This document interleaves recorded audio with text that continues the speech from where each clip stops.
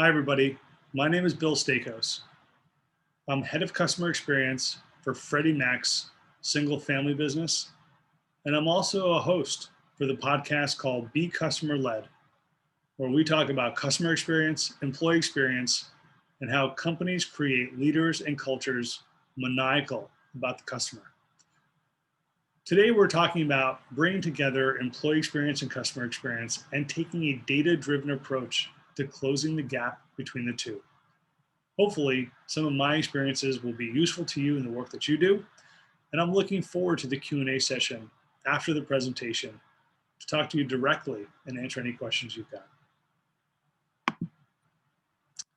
Doug Conan was the former CEO of Campbell's Soup Company. He once said, "To win in the marketplace, you need to win in the workplace." There's never been a time more than now, frankly, where this quote is as relevant and as important as it has ever been. First, let's talk about what experience is. For me, it's all that is visible, important and trivial, and it's more than the sum of its parts. Each interaction that we have with our employees and our customers is an opportunity to build the trust required for meaningful, sustainable relationships. And it's not just digital, it's also analog, frankly.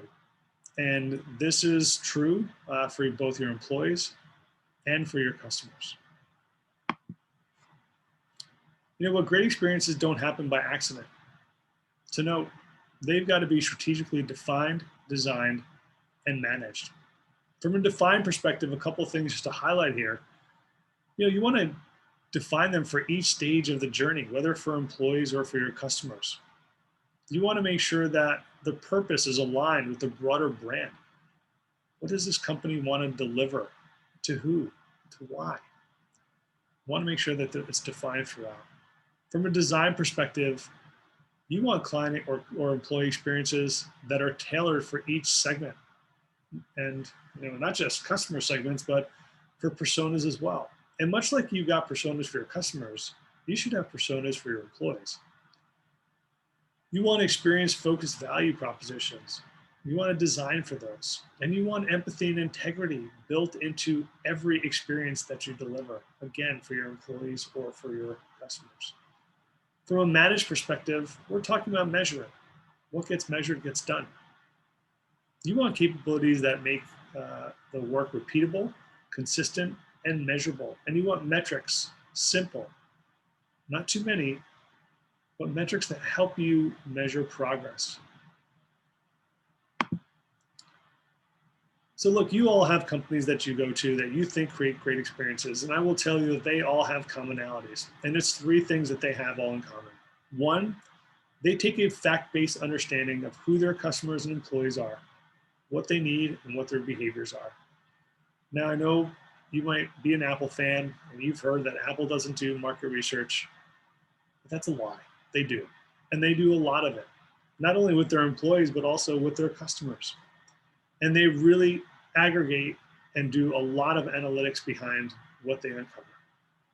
Experience design. They define, design, and deliver consistent, differentiated experiences at every single touch point and through the journey. They know what the moments that matter are, and they make sure that they deliver against those with excellence. Third, customer-led culture. Doesn't matter if you're the CEO or the mailroom clerk, right? Your goal and your focus is delivering value to the customer, and that's part of the daily way of working. You're passionate about that customer, whether they're internal or external for that matter. Another important distinction.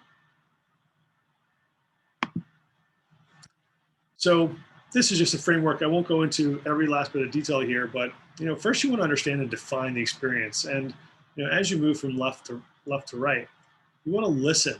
And here are your surveys, inbound feedback, competitive intelligence, what you're hearing from employees. You want to integrate all those insights. You want to analyze it. You want to define that so you understand what you need to improve or what you need to build on if it's an already great experience. And then you want to design.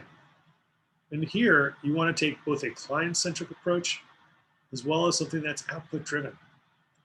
And the virtual cycle here is understanding all this through the journey, making that feedback available throughout the journey, and creating change and updating that journey as you create change and design for your customers and for your employees. Now, in a past life, we created principles based on this learning. We wanted the experience to be relevant, easy, professional, engaging, and efficient. Now, it may be different for your organization, but the important thing is do the research needed to define these. These will be the true north for your design team to be able to create experiences that are meaningful to your customers or to your employees. Now, once you've got those principles in place, start prototyping, start playing. If you've got Legos, start playing with Legos. Here I've got just a high level customer journey, prospecting all the way through exit. And that listening is kind of keyed in along that journey. And the important thing is to understand where the experience is not up to par, where you would want it to be or expect it to be, or where your customers want it to be, frankly, or your employees. And start to prototype solutions and put them out into the marketplace or within your company to start to test and learn, taking a design thinking approach. Where that experience is where you want it to be, where you are strong even relative to your competitors. Here, you want to continue to refine and turn the dial. These are your differentiators, and they will help your business grow, and they will help your employees thrive from an employee journey perspective. Next, you want to set up teams internally to discuss, review, and to innovate. One, you want to set up an experience council. Call it governance, call it a council, whatever your company prefers.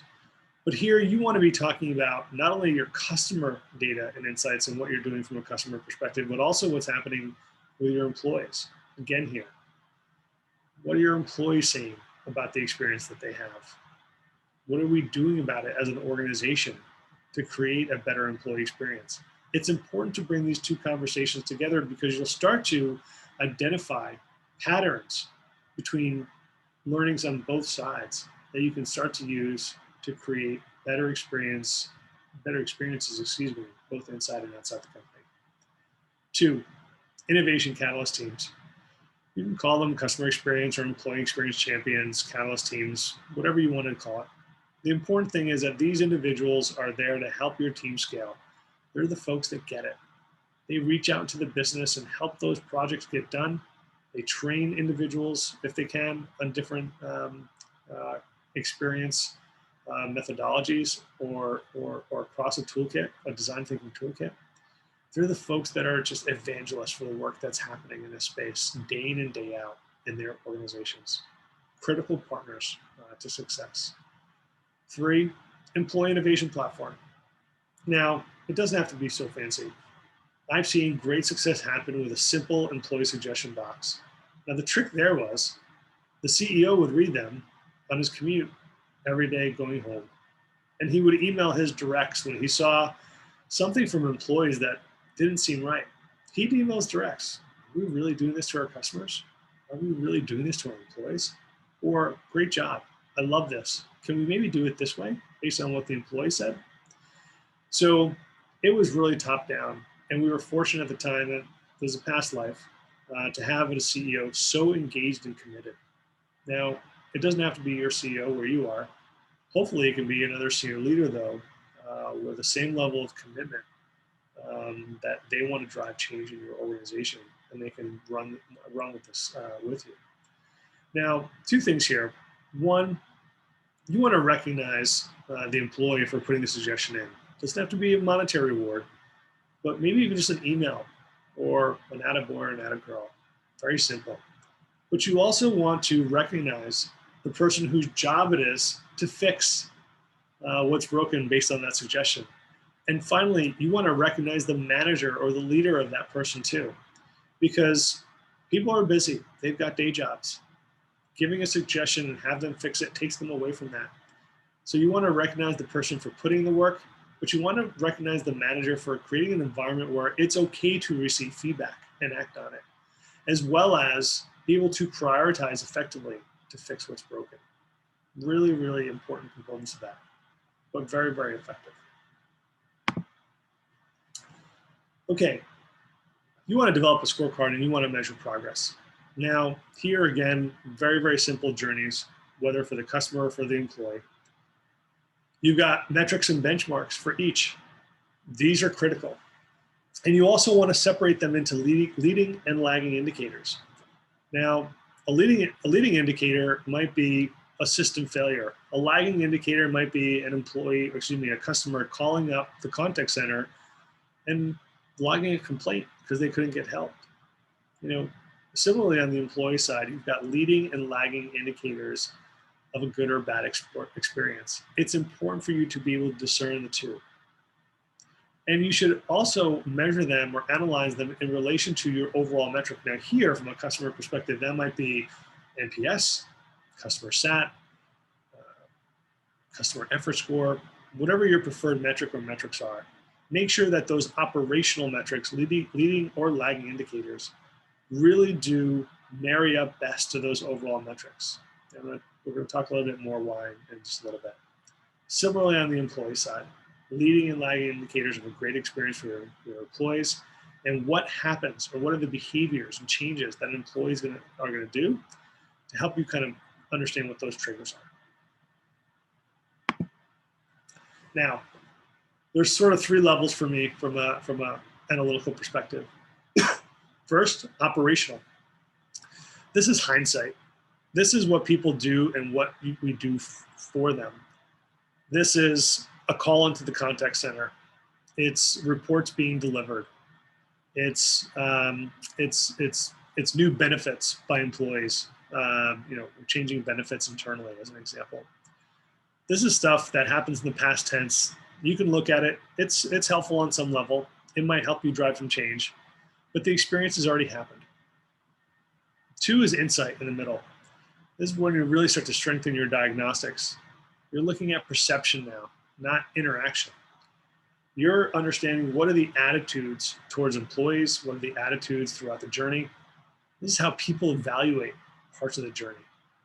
And then finally, if you continue to add resources and time, you're getting to foresight, where you're enabling action.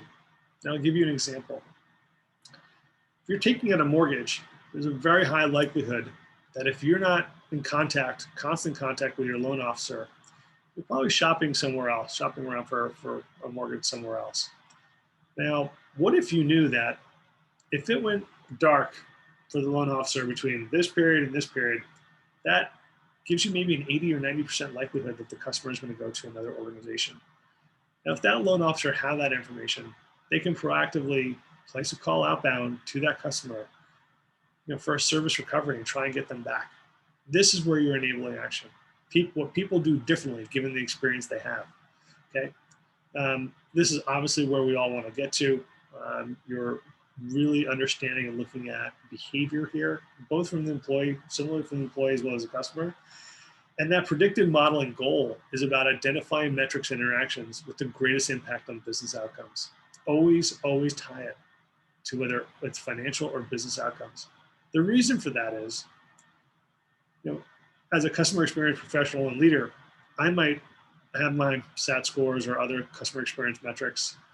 But if I can walk into a room and tell my CEO or the CFO for that matter, that the number went up or down this month, and here's exactly why, and here is the impact to our bottom line, you have a much higher likelihood of that individual or those individuals listening to you and your argument than you would if you just kind of went in there with your client, customer sat metrics and kind of walked out.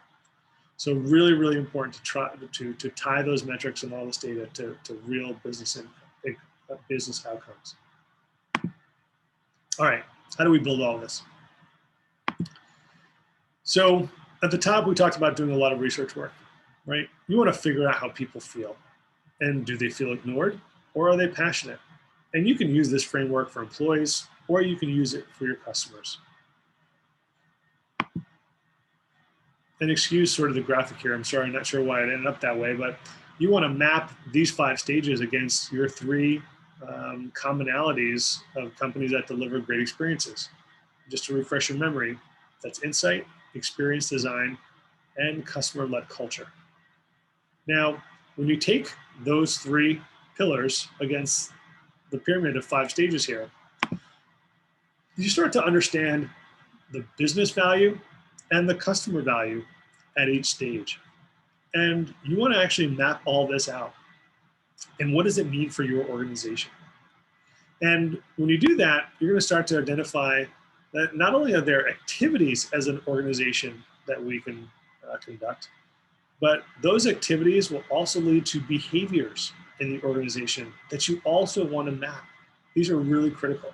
Again, taking not only sort of the what do we have to do as an organization, but from an employee perspective, what's happening internally, to be able to identify the maturity back out to the customer. So here, stage 2, heard, and this is again from an insight perspective, we've got a consistent quantitative and qualitative insight program in place. The behaviors that drive internally are client satisfaction is understood, and the client base is understood and segmented based on those client experience metrics. Now, this is really important. Just one thing to add, this isn't necessarily sequential. So you might have some activities and behaviors that are in the ignored bottom layer of the pyramid. You might have some that are in heard as well. As you mature as an organization, some of those lower level activities and behaviors will start to disappear, right? And you're going to start to get into higher order of magnitude kind of activities, and that will drive better behaviors in the organization. Now I've got them mapped out. I'm sorry I can't share all the detail with you, but again, if you're doing your research right, you should be able to figure this stuff out. And I'm happy to help, certainly after this presentation, if you'd like. So how do we tie this to employee experience? Before we get there, it's really important to really set up like a couple of definitions. And this has been sort of a pain point for me, you know, particularly given COVID. A lot is being written around the employee experience, how to improve employee engagement, and they're conflating the two. Employee engagement is an end goal, it's an end state, right? You're either engaged or you're not, or some varying level in between. Employee experience is the means to that end, all right? It's the stuff that you do, you think about, and you work on to deliver employee engagement. And we all know what the benefits are from an engagement perspective.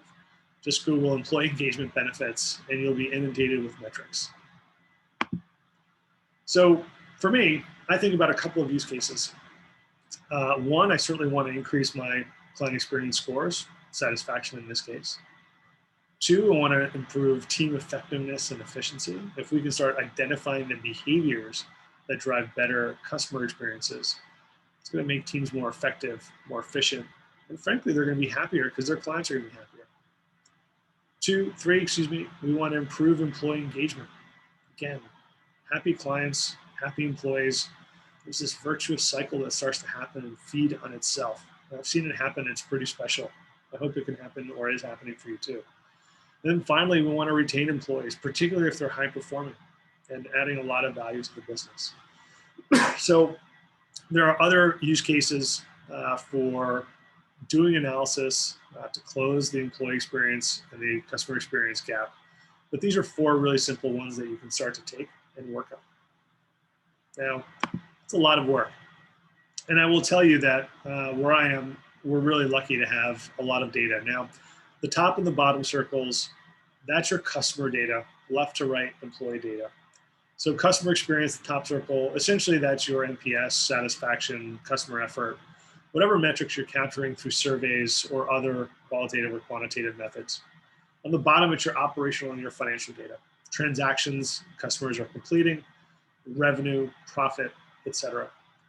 On the left is employee experience. Here are the surveys that hopefully you're conducting through the employee journey. Pulse surveys, as an example, are a great tool to be able to do this. On the employee productivity side, we're working with a company today that tracks all the digital exhaust off of individuals' laptops or PCs. Now, that's hundreds and hundreds of data points and metrics and what folks are doing to during their given workday.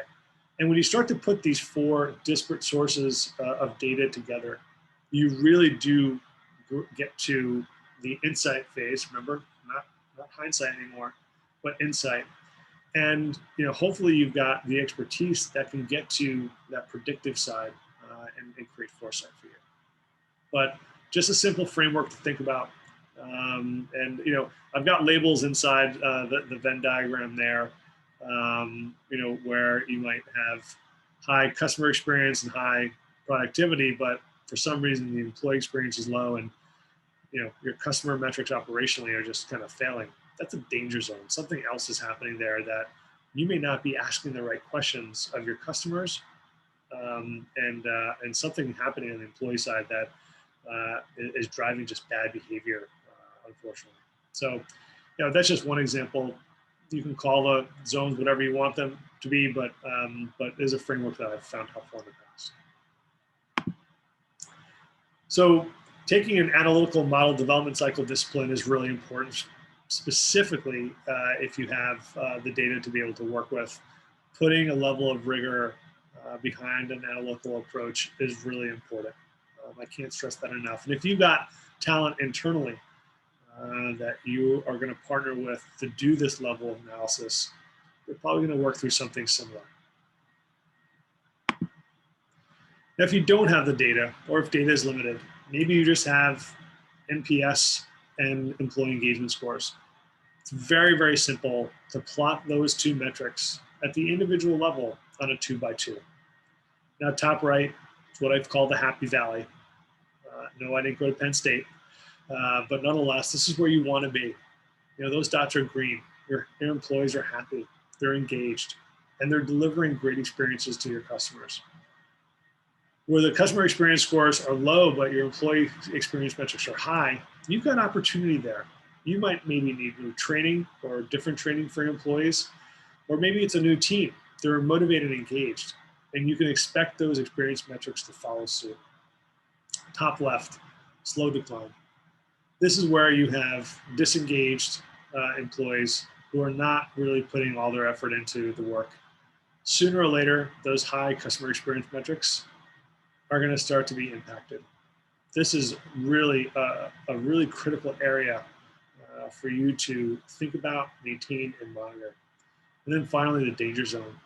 Low employee experience metrics and low customer metrics. This is where a lot of work has to happen. Either new teams need to come in, or a lot of change needs to happen. And hopefully, it's not too many folks in your organization that are on the left side of this framework. But again, if you don't have a lot of data, maybe you just have the employee survey as well as the customer survey. Very, very simple to do and start to map out. And then you can take this to say, I'm going to go talk to the people in the Happy Valley. I'm going to understand what they do every day. Why are they so engaged? What are they doing differently with their customers? And then you can marry that up with in-depth interviews with the folks that are in the danger zone. Why do they not like the experience that they're having at the company? Why are they so disengaged? And how is that translating into the experience being delivered? These are really important questions that you can go ask very easily, bring that data back, analyze it, and hopefully drive some meaningful change in your organization. So once you got the data in hand, key activities for sustainability, even if it's that simple 2x2 matrix. One, change management. It's a big part of this. You want a communication plan. You want to understand how this data is going to be used in performance reviews or development plans. And you want reporting for executives and at the team level, supervisor as an example. And if you have the capacity, I would do this down to the individual level, because some of this stuff is going to be really important for them to understand where they need to change. And the changes that they're making, are they having an impact? Two, create a strategic roadmap for ongoing analysis. You want to engage leaders with the data and train them how to use it. I've seen a lot of great work fail because just they didn't know how to use the data. They might put it in the system, they might put it into whatever, Workday, whatever you're using at your company. So they're ticking the box to say that, yep, I'm doing it, but they're really not using the data effectively, right? Now it's busy work. You want to establish a cross-functional governance program for ongoing review. Remember the experience council I mentioned before. You want customer data and employee data being reviewed and discussed in the same forum. And then finally, you might need funding for this. That might be an employee who is doing all the analytical work. That might be people who are driving change in the organization. Really important to establish that upfront and quickly to make sure that you can do this ongoing. All right, let me give you a real life example now of 4 metrics tracked where I am and that really do have an impact, not only on the employee experience, but also the resulting customer experience. Before we get there, I just really want to highlight, this is not easy work. This is going to take you a good year of analytical rigor back and forth before you get to a place where you can feel good about the models being developed and you can start actually tracking behavior. Some companies can do this more quickly, others cannot, but you should be prepared for a really, really long, long engagement. So collaboration. What we found is the greater number of collaborators that you've got internally and externally, the more engaged you are and likelihood of a better client experience. Now, that's really important. And equally important is what we found for new employees, as you ramp up collaboration more quickly, you're able to, as an employee, deliver a better experience and you're much happier internally too. Focus time.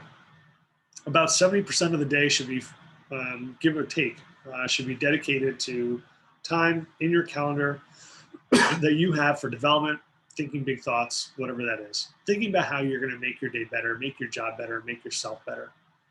And this is really important. And having the toolkit to be able to establish and understand that focus time is really critical to the overall success of the employee experience. Meeting habits. Big killer is emails and chats during meetings. If you can track this, it really is meaningful because if it's a high number, like it is in this one here, in this example, it means that people aren't paying attention. They're not bringing their whole selves to that meeting. And, if they're with a client, that can be really detrimental to the longevity of that relationship.